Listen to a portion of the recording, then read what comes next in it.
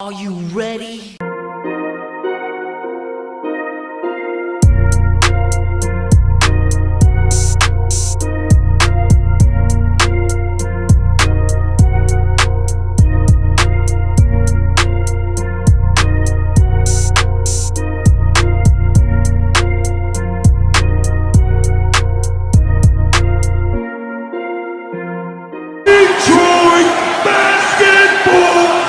Hey peeps, how's it going? First of all, let me apologize. I feel like I let most of you guys down by not going live and allowing the Detroit Pistons to lose to the Dallas Mavericks. But weekdays on those late night trips, it's hard for me since I have to get up early in the morning. I know a lot of you guys want to continue the streak. Saturday, I should be good to go on that one. I might go live twice today because we still have Above the Rim Saturday at 1 p.m. So we will see. It just depends on what I got planned on for Saturday. So we'll take it from there, see how it goes. But yeah, this is going to be kind of a weird video because I'm going to be recapping the Dallas Mavericks game, and I'm going to be talking pregame about the Houston Rockets. So I guess if you want to hear the Rockets, just be patient. I'll be there in a couple minutes. I'm not going to stay too long on the recap since, you know, a lot of you guys got your recap already, but here it is. Detroit Pistons defense is terrible. Absolutely terrible. Andre Drummond's really the only person out there trying to at least play defense, and he got put on a poster because Blake, you know, is not really a great defender to begin with, and I still don't think he's 100% healthy. Like I said, I think he's only about 85% healthy. That leg's still bugging him. Kristaps was able to take him off the dribble and had an easy lane to the hoop, but Andre has to take on his guy, so he got there on a kind of a late rotation. Plus, Kristaps, well, they say he's listed at 6'5", so I mean he's got the height advantage. So I mean I'm not really too worried about it. It happens when you block shots, you know. Even in an NFL, lockdown corners they get scored on. So I mean it happens. It's not a big deal, but it's just kind of bull crap that the whole time we've had Andre Drummond on this team, we have been unable to put elite defenders around him.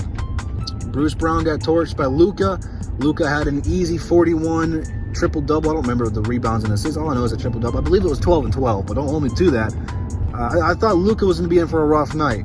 You know, he went 1 of 5 from the free throw line to start the game and then just decided to tear us apart afterwards. But Luka is one of the best young players in the league, and I got to say this, man, the league's in good hands with Giannis and Luka alone.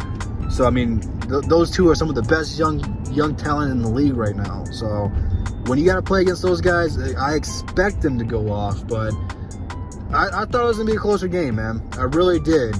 It looked like it was going to be a back-and-forth game, a hard-fought game in the beginning. You know, it still was, but Dallas is pulled away when Seth Curry blows up. There's not a whole lot you can do. I mean, the guy's a good player. I know a lot of you guys wanted to have Seth here. I wouldn't have been mad if we would have got Seth. He's just a good player, man. Dallas is a good team. There's a reason they're a top team in the West. It's because they're well coached. They have talent across the board. Like, most of it's probably names you never even heard of before, but they got good talent. They play good defense, and they're a real team. It just shows you what good coaching can do. It really, really does. Even in a star-driven league, you need coaches, man. You really, really do.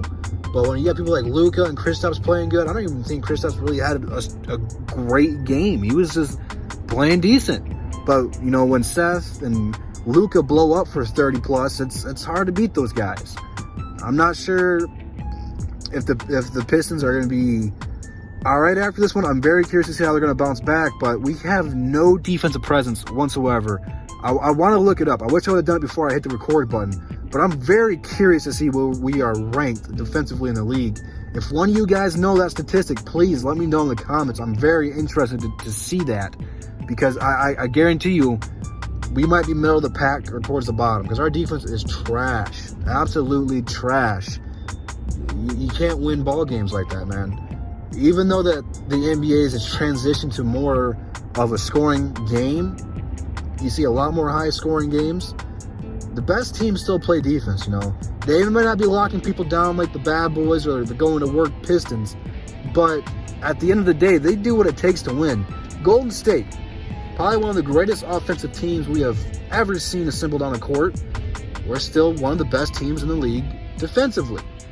So, I mean, you have to have defense. It doesn't have to be an all-time great defense. You just have to be the best, or I should say towards the top of the NBA in defense, or you're never going to do anything. You can't go into the playoffs with a poor defense. You won't win a series, let alone a game. You might get lucky, but you have to be able to play defense for all 4 quarters in playoff time. And both of these teams should be playoff teams. And Dallas showed you that it had what it takes to be a good playoff team. Now, I don't know how far Dallas is going to go. You know, they are my second team. I'm not going to pump them up too much. But they did what it took to win. No matter how beautiful or how gritty the game gets, Dallas is in it to win it. No pun intended. I don't know if that was a pun.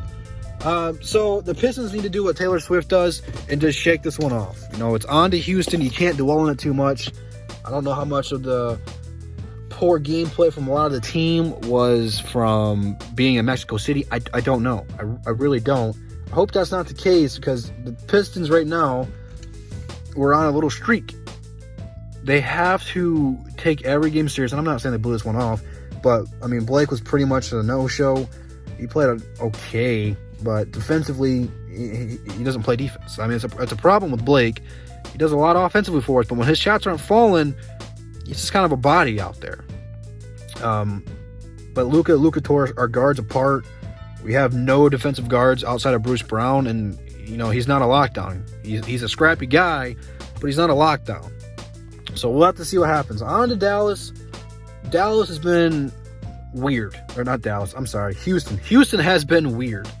It's weird talking about 2 Texas teams in one show here.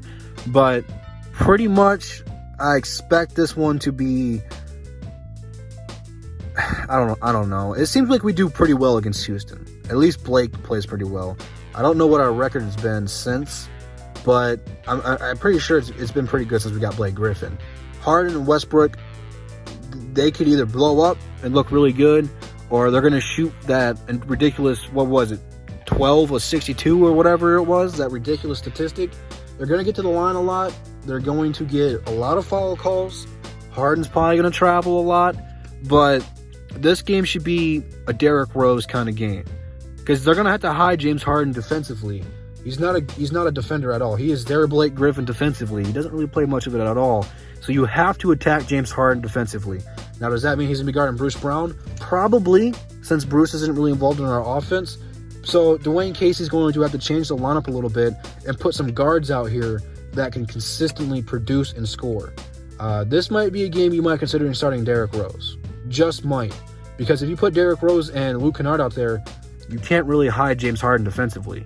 It's time for Luke to have another game, another big game, and this might be it. Our guards need to perform on this one. Andre and Capella should have a good battle. Andre just needs to stay out of foul trouble. But Houston has nothing towards Blake Griffin. They got nobody to put him on there. So Blake needs to have a good game and shut some of these people up who keep talking bad about him. I'm not saying that they're wrong. They're not wrong. They're right. But he needs to have one of these games to kind of get back in the saving graces with most of the fans who want him gone. I'm not sure that a huge majority wants him gone, but I don't know. I can't speak for all of them. I see the arguments, and I don't care if we trade him. I really don't. It just depends on what we get in return. So that's a consideration, but that's not part of the game plan. Our guards need to play well, and Blake needs to have a big game. Those are really the keys to success. And there's not too much you can do to stop James Harden. Bruce Brown's going to have his hands full. We don't really have a guard to put on Westbrook. So, I mean, the same scenario of hiding Harden, we can't hide Luke Kennard. Luke Kennard, you're going to have to guard James Harden or Westbrook, because you can't put Tony Snell on him. He's just going to get picked apart. So it's going to be a high-scoring game, because there's a lot of mismatches on both sides. So I look for a high-scoring game here. Don't know who's going to win.